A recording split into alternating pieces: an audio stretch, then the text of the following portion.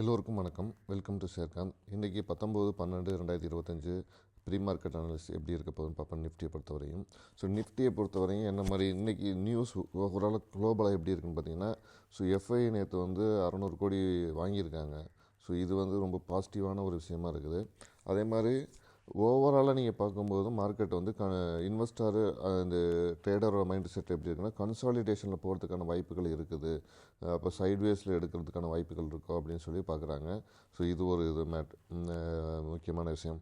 அதே மாதிரி ஐடியை பொறுத்தவரையும் ஐடி செக்டர்ஸ் ஃபுல்லாகவே பாசிட்டிவாக மேலே போகுது. ஏன்னா ருப்பி அந்த வீக்காகி இருக்கனால, நம்மளுடைய இந்திய ரூபாய் வீக்காகி இருக்கனால ஐடியெல்லாம் மேலே போகிறதுக்கான வாய்ப்புகள் இருக்கிற மாதிரி சொல்லியிருக்காங்க. அதே மாதிரி மற்ற இண்டிசைஸ்லாம் பார்த்துருந்தா ஏதாவது நம்ம லோக்கலாக ஏதாவது ட்ரிகர் வருதா, இந்தியாவுக்குள்ளே ஏதாவது ட்ரிகர் இருந்தால் மட்டும் நியூஸஸ் இருந்தால் மட்டும் மேலே போகிறதுக்கான வாய்ப்புகள் இருக்குது அப்படின்னு சொல்லியிருக்காங்க. இதுதான் இன்றைக்கி நடந்திருக்குது. மற்ற இண்டிசைஸ்லாம் எப்படி இருக்குன்னு பார்க்கலாம். இப்போ நமக்கு பேங்க் நிஃப்டி ஹெல்ப் பண்ணுச்சுன்னா, ஐடி பேங்க் நிஃப்டி இதெல்லாம் ஹெல்ப் பண்ணுச்சுன்னா மார்க்கெட் மேலே போகிறதுக்கான வாய்ப்புகள் இருக்குது. இல்லை அப்படின்னா ஐடி மட்டும் தான் ஹெல்ப் பண்ணுது அப்படின்னா எல்லாமே கீழே வந்துச்சுன்னா மார்க்கெட்டு கீழே போகிறதுக்கான வாய்ப்புகள் நிறையா இருக்குது. இது முக்கியமான நியூஸ் இன்றைக்கி பொறுத்தவரையும். இதை பேஸ் பண்ணி தான் மார்க்கெட்டு மூவ் ஆகிறதுக்கான வாய்ப்புகள் நிறையா இருக்குது. அப்புறம் நம்ம நிஃப்டியோட ரேஞ்சஸை பார்த்துக்கலாம், இப்போ எப்படி மூவ் ஆகிருக்கு அப்படின்றது. நேற்று ரேஞ்சு எந்த ரேஞ்செலாம் டச் பண்ணலாம் அப்படின்னு பாருங்கள்.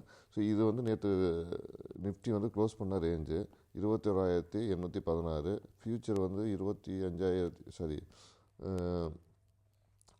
ஃப்யூச்சர் 25,882 க்ளோஸ் ஆகிருக்குது. ஸ்பாட்டை பொறுத்தவரை 25,816 க்ளோஸ் ஆகிருக்குது. இதுதான் இது. அப்போ நீங்கள் மார்க்கெட் எந்த மாதிரிலாம் மூவ் ஆனால் இந்த நம்பர்ஸ்லாம் மூவ் ஆகிறதுக்கான வாய்ப்புகள் இருக்குது. 25,882, 25,849, 25,827, 26,047, 25,585.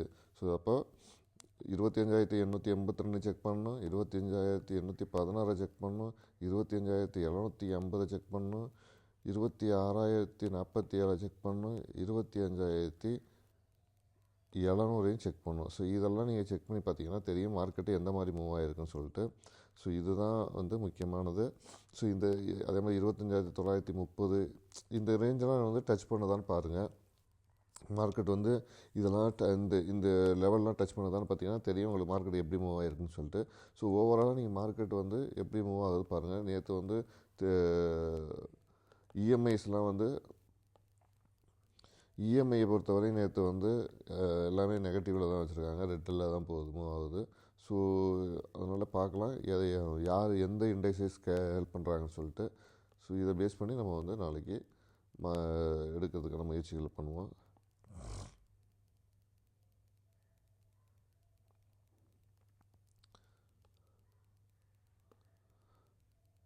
இப்போது நமக்கு அடுத்து மார்க்கெட்டை பொறுத்தவரையும் பிசிஆர் 0.68 இருக்குது. மேக்ஸ் பெயின் 25,850 வச்சுருக்கிறாங்க. ஏடிஎம் ஐவியை பொறுத்தவரையும் 8.84 இருக்குது. இதுதான் இன்றைக்கி நேற்று நடந்தது இருக்குது.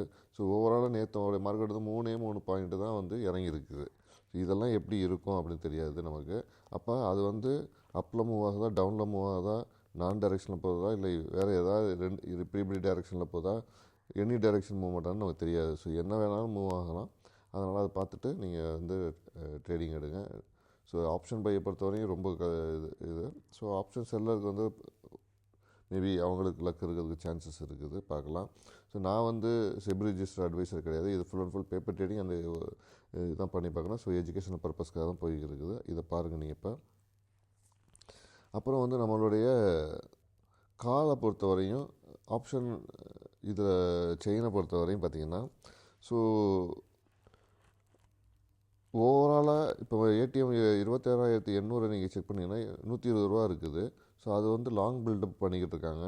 அப்போ லாங் பில்டப் இருக்கும்போது நமக்கு டெல்டா 0.58 இருக்குது. இப்படி இருக்கும்போது நமக்கு டைம் டிகே ரொம்ப கம்மியாக தான் இருக்குது. அப்போ டைம் டிகே கம்மியாக இருக்கும்போது என்ன மாதிரி மூவ்மெண்ட் இருக்குதுன்னு பார்க்கணும். ஐவி 8.3 இருக்குது. ஓவரால் நமக்கு 56.63 கிட்டத்தட்ட 56.5 லட்சம் பேர் நமக்கு வந்து ஓப்பன் இன்ட்ரெஸ்ட் கொடுத்துருக்குறாங்க. ஸோ இது வந்து நம்ம காலை பொறுத்தவரை நடக்கிற ஒரு விஷயம் இன்றைக்கி. ஸோ லாங் பில்டப்பில் இருக்குது, பார்க்கலாம். அதே மாதிரி புட்டு எப்படி இருக்குன்னு பார்க்கலாம். ஸோ புட்டை பொறுத்தவரையும்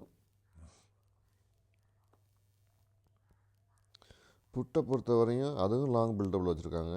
ஸோ அதுவும் லாங் பில்டப் தான் ஏடிஎம்மை பொறுத்தவரையும். ஸோ 67 லட்சம் பேர் இதில் இருக்காங்க. ஸோ இதுக்கு நமக்கு வந்து கொஞ்சம் புட் சைடில் அதிகமான பேர் இருக்காங்க இப்போதைக்கு பார்க்கும்போது. ஸோ 67 லட்சம் பேர் இருக்காங்க புட் சைடில், 67 லட்சம் பேர். ஸோ நமக்கு வந்து ஐவி வந்து 9.3 இருக்குது. ஐவி கொஞ்சம் இன்கேஸ் மேலே போச்சுன்னா கிட்டத்தட்ட 10-11 போச்சுன்னா இதில் ஸோ நமக்கு வந்து ஒரு சைடு மூவ்மெண்ட் ஆகிறதுக்கான வாய்ப்புகள் இருக்குது. டெல்டா பொறுத்தவரையும் -0.42 இருக்காங்க. ஸோ எது பாசிட்டிவ்ஸ் பார்க்கலாம், எந்த மாதிரி மூவ் ஆகுதுன்னு தெரியும். ஸோ ரெண்டு பேருமே லாங் பில்டப்பில் இருக்கிறாங்க. இது வந்து இழுபறியில் இருந்துட்டு தான் எடுப்பாங்கன்னு நினைக்கிறேன். யாராவது ஒருத்தவங்க வந்து கவரிங் பண்ணால் மட்டும்தான் மார்க்கெட் இன்னொரு டைரெக்ஷன் போகும். ரெண்டு பேருமே லாங் பில்டப்லேயே இருந்தாங்கன்னா மார்க்கெட் வந்து சைட்வேஸ்லேயே இருக்கும். ஸோ பார்க்கலாம் இது எப்படி ஆகுதுன்னு சொல்லிட்டு ஆப்ஷன் செயினை பொறுத்த வரையும். அப்போ நமக்கு வந்து இந்த கால் புட்டு ரேஞ்செல்லாம் எப்படி இருக்கும் அப்படின்னு பார்த்தீங்கன்னா, ஒரு 121 ரூபாயில் இன்றைக்கி இருக்கிற இந்த கால் வந்து 128, 132, 115, 110. ஸோ இந்த நம்பர்ஸ்லாம் நீங்கள் நோட் பண்ணுங்கள், இதெல்லாம் டச் பண்ணதா என்ன. அதே மாதிரி புட் சைடில் பார்த்தீங்கன்னா 110 கிட்ட இருக்குது. ஸோ 110 இருக்கிறதுனால நம்ம எடுத்துருக்கிறது வந்து 25,800 காலும் 25,850 புட்டும் தான் எடுத்து பார்க்குறோம். ஸோ இதை பேஸ் பண்ணி தான் நம்ம எடுத்து பார்க்குறோம். ஓகேங்களா. இப்போ இந்த ரேஞ்சில் 110 ரூபா ரேஞ்சில் இருக்கிறது வந்து நமக்கு வந்து 115, 121, 99, 104. ஸோ இதெல்லாம் டச் பண்ணுதா அப்படின்னு சொல்லி நம்ம பார்க்க வேண்டியது இருக்குது. இதோட லெவலை கிட்டத்தட்ட வந்து ரொம்ப வீக்கான ஒரு இருக்கிறதுனால ஒரு 11 பாயிண்ட்டு கிட்ட தான் நமக்கு வந்து நீங்கள் ப்ராஃபிட் லெவல்லே வச்சுக்கணும். ஸோ இது ரொம்ப ரொம்ப குருஷியலாக இருக்குது. ஸோ 11 பாயிண்ட்டை வச்சுட்டு நீங்கள் எப்படி ப்ராஃபிட் எடுக்குது. 10 பாயிண்ட்டுக்குள்ளே எல்லாருமே பையர்ஸை பொறுத்தவரை வைன் பண்ணால் தான் பெட்டராக இருக்கும். ஸோ 10 பாயிண்ட்ஸ் தான் இன்றைக்கி வந்து மூவ் ஆகிறதுக்கான வாய்ப்புகள் இருக்குன்னா அப்போ வந்து ரொம்ப சைட்வேஸ் மார்க்கெட்டில் இருக்கும் அப்படிங்கிறது தோணுது. ஸோ மேலேயும் கீழேயும் தான் போகிறதுக்கான வாய்ப்புகள் இருக்குது. ஸோ இந்த இதில் 10 பாயிண்ட்ஸ் கீழே, 10 பாயிண்ட்ஸ் மேலே, 10 பாயிண்ட்ஸ் மேலே, 10 பாயிண்ட்ஸ் கீழே, இப்படி தான் நீங்கள் வந்து எடுத்துக்கிறதுக்கான வாய்ப்புகள் இருக்குது. ஸோ நீங்கள் பாருங்கள் இது எப்படிலாம் மூவ் ஆகுதுன்னு சொல்லிட்டு. இந்த வீடியோ உங்களுக்கு பிடிச்சிருந்தால் லைக் பண்ணுங்கள், கமெண்ட் பண்ணுங்கள், ஷேர் பண்ணுங்கள், மறந்துடாமல் சப்ஸ்கிரைப் பண்ணுங்கள். நன்றி, வணக்கம், மீண்டும் சந்திப்போம்.